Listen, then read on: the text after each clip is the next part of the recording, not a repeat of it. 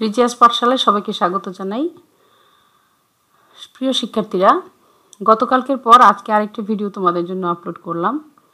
ভর্তি পরীক্ষা 2020-21 গুচ্ছ পদ্ধতির পরীক্ষার মাধ্যমে পছন্দের বিশ্ববিদ্যালয়গুলোতে ভর্তি হতে পারবে যে প্রক্রিয়ায়, সে প্রক্রিয়া সম্পর্কে এখন আমি তোমাদেরকে কিছু কথা বলবো। আমরা জানি আগে বিশ্ববিদ্যালয়ে ভর্তি হতে একজন শিক্ষার্থীকে অনেকগুলো বিশ্ববিদ্যালয়ে ভর্তি পরীক্ষা দিতে হতো, এতে করে সকলের ভোগান্তি ছিল।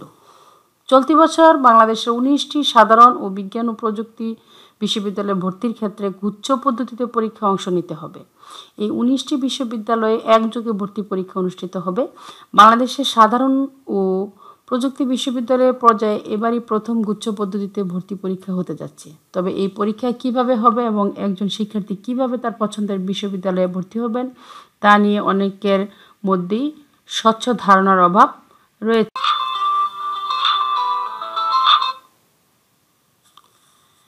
যে 19টি বিশ্ববিদ্যালয় একজোট হয়েছে তার একটি হচ্ছে ঢাকার জগন্নাথ বিশ্ববিদ্যালয়। এই বিশ্ববিদ্যালয়ের উপাচার্য এবং ভুক্তগুচ্ছ বিশ্ববিদ্যালয়ের উপাচার্যদের সমন্বয়ে গঠিত কমিটির যুগ্ম আহ্বায়ক মিজানুর রহমান জানান, বিজ্ঞান, ব্যবসায় শিক্ষা ও মানবিক এই তিনটি আলাদা বিভাগে 3 দিন সবকটি বিশ্ববিদ্যালয়ের ক্যাম্পাসে একযোগে পরীক্ষা অনুষ্ঠিত হবে। এমসিকিউ অর্থাৎ উত্তর বেছে নেওয়ার পদ্ধতিতে এই পরীক্ষা অনুষ্ঠিত হবে, আর এক্ষেত্রে প্রতি বিষয়ে মোট নম্বর থাকবে 100।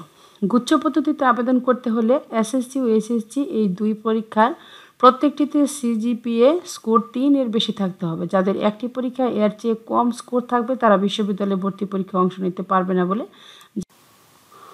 এই ক্ষেত্রে বিজ্ঞান বিভাগের শিক্ষার্থীদের এসএসসি ও এইচএসসি মিলে 7, ব্যবসায় শিক্ষা বিভাগের 6.5 এবং মানবিক বিভাগের শিক্ষার্থীদের জন্য 6 থাকতে হবে। অর্থাৎ ভর্তি পরীক্ষায় অংশ নিতে হলে এই ন্যূনতম স্কোর থাকতে হবে। বেশিরভাগ বিশ্ববিদ্যালয়ে শুধু তারাই পরীক্ষা দিতে পারবে যারা 2019-20 শিক্ষাবর্ষে এইচএসসি পরীক্ষা উত্তীর্ণ হয়েছে। কোন বিশ্ববিদ্যালয় 2019 সালে পাশ করা শিক্ষার্থীদের ভর্তি করাবে, তবে সব বিশ্ববিদ্যালয়ে তাদের নেবে না বলেও জানান অধ্যাপক রহমান। পছন্দের বিশ্ববিদ্যালয়ে ভর্তি হওয়া যাবে কিভাবে? গুচ্ছ পদ্ধতিতে ভর্তি পরীক্ষা বিষয়ে কমিটির পক্ষ থেকে জানানো হয়, পছন্দের বিশ্ববিদ্যালয়ে ভর্তি হতে হলে প্রথমে গুচ্ছ পরীক্ষায় অংশ নিতে হবে। এ বিষয়ে জগন্নাথ বিশ্ববিদ্যালয়ের রেজিস্ট্রার এবং সমন্বিত ভর্তি পরীক্ষা সংক্রান্ত কমিটির সচিব মোহাম্মদ ওয়াহিদুজ্জামান বিবিসি বাংলাকে বলেন যে তারা এটাকে গুচ্ছ পদ্ধতি নিয়ে বরং জিএসটি বা general and science and technology পদ্ধতি বলছেন। এই পদ্ধতিতে পছন্দের বিশ্ববিদ্যালয়ে ভর্তি হতে হলে প্রথমে একটি সমন্বিত ভর্তি পরীক্ষায় গুচ্ছ পদ্ধতিতে অংশ নিতে হবে। এই পদ্ধতিতে পরীক্ষার্থীদের 0 থেকে 100 এর মধ্যে একটি নম্বর দেওয়া হবে। এই নম্বর পাওয়ার পর প্রত্যেকটি বিশ্ববিদ্যালয় আলাদাভাবে নিজস্ব নিয়ম, বৈশিষ্ট্য এবং শর্ত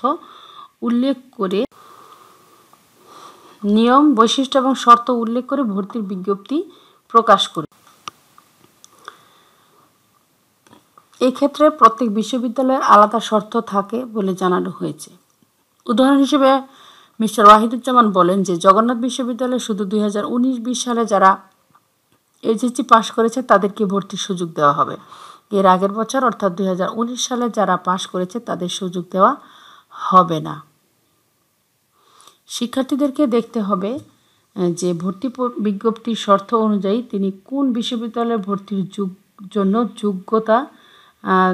যোগ্য তা দেখে তাকে সংশ্লিষ্ট বিশ্ববিদ্যালয়ে আবেদন করতে হবে। তিনি বলেন, এক্ষেত্রে বিশ্ববিদ্যালয়গুলো অবশ্যই তাদের শর্তগুলো পূরণ হচ্ছে কিনা সেটি খেয়াল রাখবেন। তিনি বলেন, গুচ্ছ পরীক্ষার নম্বর এবং এসএসসি ও এইচএসসি স্কোর মিলে যারা এগিয়ে থাকবেন ভর্তির ক্ষেত্রে তারাই অগ্রাধিকার পাবেন। তবে সব শর্ত মেনে একই বিভাগে বা বিষয়ে আসন সংখ্যার তুলনায় বেশি আবেদন জমা পড়লে কি করা হবে, এমন প্রশ্নে মিস্টার ওয়াহিদুজ্জামান বলেন যে এক্ষেত্রে একটি মেধা তালিকা তৈরি করা হবে, তবে এক্ষেত্রে আলাদা করে আর পরীক্ষা নেওয়া হবে না বলে তিনি জানান। বিশ্ববিদ্যালয়গুলোতে মেধা তালিকা তৈরির ক্ষেত্রে গুচ্ছ পদ্ধতির নম্বর, এসএসসি ও এইচএসসি পরীক্ষার নম্বর এবং বিভিন্ন বিষয়ে কী পরিমাণ নম্বর ওই পরীক্ষার্থী পেয়েছে সেই বিষয়টিও বিবেচনা করা হবে। এভাবে তৈরি করা হবে মেধা তালিকা। যারা শুরুর দিকে থাকবেন তারাই সংশ্লিষ্ট ওই বিশ্ববিদ্যালয়ের সংশ্লিষ্ট বিষয়ে পড়ার সুযোগ পাবেন। এ বিষয়ে তিনি বলেন যে অনেক বিষয়ে পড়তে গেলে নির্দিষ্ট বিষয়ে সর্বনিম্ন কত নম্বর পেতে হবে তা অনেক ক্ষেত্রে উল্লেখ করে দেয়া হয়। সেক্ষেত্রে কোনো শিক্ষার্থীর মোট নম্বর বেশি থাকলেও যদি ওই নির্দিষ্ট বিষয়ে নির্ধারিত নম্বর না থাকে তাহলে তিনি ওই বিষয়ে পড়তে পারবেন না। অবশ্য এ বিষয়ে কিছুটা ভিন্ন মত দিয়েছেন শাহজালাল বিজ্ঞান ও প্রযুক্তি বিশ্ববিদ্যালয়ের উপাচার্য এবং গুচ্ছভুক্ত বিশ্ববিদ্যালয়গুলোর উপাচার্যদের সমন্বয়ে গঠিত কমিটির আরেকজন যুগ্ম আহ্বায়ক ফরিদউদ্দিন আহমেদ। মিস্টার ফরিদউদ্দিন আহমেদ বলেন, গুচ্ছ পদ্ধতিতে পরীক্ষা পাওয়া স্কোর এবং বিভিন্ন শর্ত দিয়ে বিশ্ববিদ্যালয়গুলোর দেওয়া ভর্তি বিজ্ঞাপন বিবেচনায় নিয়ে শিক্ষার্থীরা যে কোনো বিশ্ববিদ্যালয়ে আবেদন করতে পারবেন। একজন শিক্ষার্থী চাইলে এবং তার স্কোর ভালো থাকলে সে যে কোনো বিশ্ববিদ্যালয়ের ভর্তির আবেদন করতে পারবে, আর স্কোর কম থাকলে পারবে না। একজন শিক্ষার্থী একই সাথে একাধিক বিশ্ববিদ্যালয়ে আবেদন করতে পারবেন বলে জানান তিনি। শাহজালাল বিজ্ঞান ও প্রযুক্তি বিশ্ববিদ্যালয়ের উপাচার্য জানান, তার বিশ্ববিদ্যালয়ের কোনো একটি বিভাগে তাদের সব শর্ত পূরণ করে একই যোগ্যতা এবং স্কোর নিয়ে যদি আসেন, সংখ্যার চেয়ে বেশি শিক্ষার্থী আবেদন করেন, তাহলে তাদের সবাইকে ভর্তির সুযোগ দেওয়া হবে। দরকার পড়লে আমরা আসন সংখ্যা বাড়িয়ে দিব বলেছেন তিনি। চলতি বছর 23 জানুয়ারি বিশ্ববিদ্যালয়ের মঞ্জুরি কমিশন 2020-21 শিক্ষাবর্ষের জন্য অভিন্ন ভর্তি পরীক্ষার কথা জানায়। পরে ফেব্রুয়ারিতে সিদ্ধান্ত নেওয়া হয় যে বিশ্ববিদ্যালয়গুলো গুচ্ছ পদ্ধতিতে পরীক্ষার আয়োজন করবে। সুপ্রিয় শিক্ষার্থী বন্ধুরা, যেসব বিশ্ববিদ্যালয়ের সমন্বয়ে গুচ্ছ পদ্ধতিতে পরীক্ষা হবে সেই বিশ্ববিদ্যালয়গুলোর নাম এখানে উল্লেখ করা হলো।